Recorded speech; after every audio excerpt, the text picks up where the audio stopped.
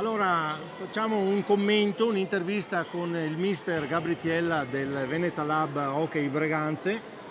Beh, abbiamo visto una squadra che è partita fin dall'inizio a ritmi inferociti e ha disputato un incontro veramente eccezionale, almeno dal punto di vista nostro della postazione del commento.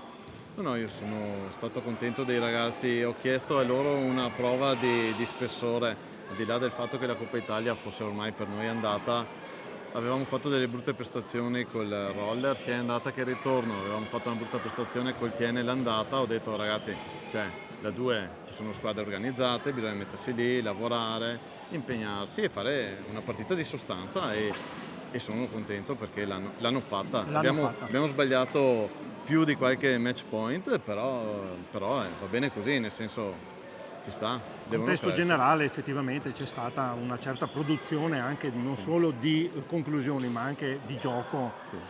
soprattutto anche in difesa si sono chiusi veramente molto bene, sono ripartiti, quindi niente da dire, insomma, no, penso che No, no, sono, certo che sono il soddisfatto. risultato però alla fine non ha portato, non ha riso a nessuno dei due, se guardiamo, Sì, questo è il certo, verdetto del gioco in definitiva. certo.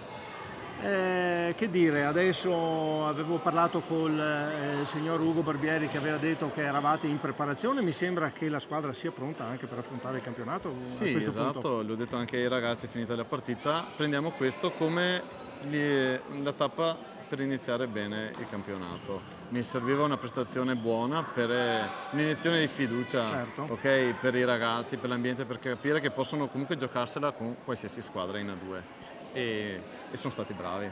e sono È stati un molto punto di bravi. partenza, quindi. Sì, esattamente, esattamente. Ringraziamo, lo lasciamo andare al commento con i suoi ragazzi e un grosso in bocca al lupo per il proseguo Crepi il del lupo. campionato. A voi tutti un cordiale buonasera.